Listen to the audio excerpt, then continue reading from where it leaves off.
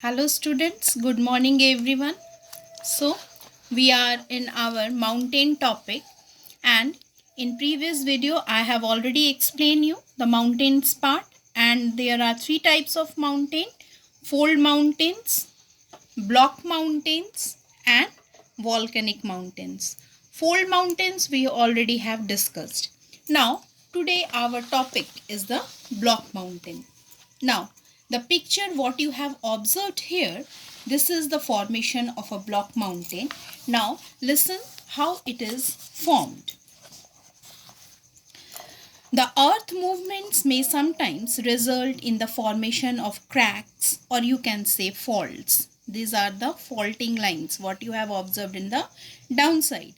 The earth crust break along these faults into blocks. Small blocks may be here. The weak zone along with the crust breaks is called a fault line. These lines are known as the fault lines. They occur due to tensional forces. The crustal block may either be uplifted, both the side you can observe how they have uplifted, or subsided along the fault line.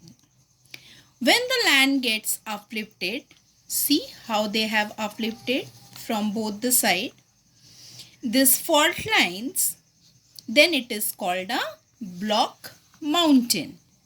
These mountains have a flat top that you have observed here. These are shown as a flat top. They are not a sharp. They are flat tops with very steep sides. These sides are very steep that you can show here. If it is like that, then you can say the gentle slopes, but these are very straight lines, so we can say that these are the steep slopes. For example, the Satpura and the Vindhyas in the India are the fine example of this block mountain. Now, when the land between two fault lines, we are talking now the topic about the Rift Valley.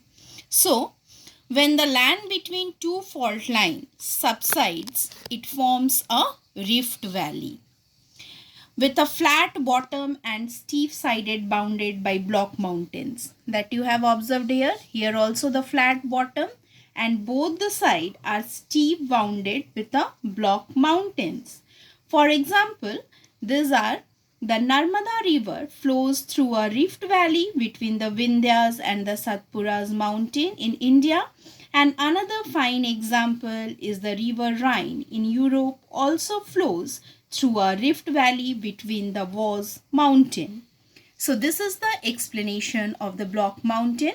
Now come to the another topic, that is the volcanic mountain.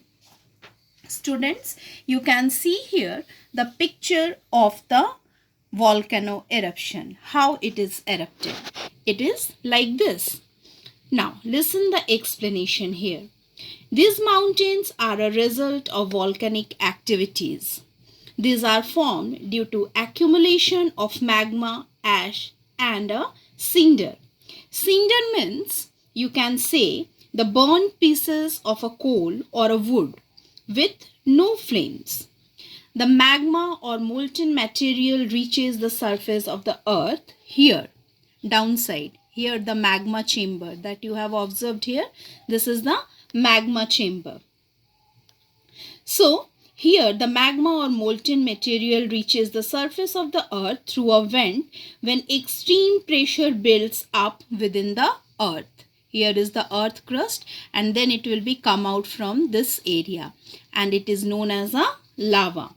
So you can see the picture here, the lava flows how? See? Yes. So on reaching the surface, then magma cools and solidifies. Repeated eruption taking place over a period of time result in formation of a volcanic mountains. Here also the Mount Etna, the fine example of the Italian island of a Sicily. Another examples I want to show you one more. The Mount Fuji in Japan. The picture what you have observed here, this is the picture of the Mount Fuji, a volcanic country it is known as. So, this is the mountain Fuji's picture. So, on the basis of today's explanation, student, you have to learn this mountains, types and characteristics. This table 2.1, you have to prepare with your full learning.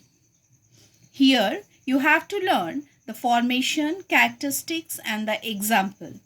Another few questions related to the basis of today's explanation, that are: name the 3 types of mountains and give examples of each. Distinguish between endogenic process and exogenic process. Explain the formation of fold mountains. Differentiate between young fold mountains and the old fold mountain, giving examples of each. Compare block mountains with volcanic mountains. State their formation and characteristics. Give relevant examples of each. And with this, you have to go through with your page number 14. This, students, this part, the major mountain ranges of the world. That part you have to learn for your next coming exam. Definitely, we will ask you the questions from this. So, you have to prepare this part also very carefully. So, read the book, page number 13, page number 14. Carefully. Reading is very important part for your knowledge and also for your clearance of the topic. So, for today's up to this part, you have to prepare for your homework, and next video we will discuss the another topic. Till then, goodbye and have a nice day to all of you.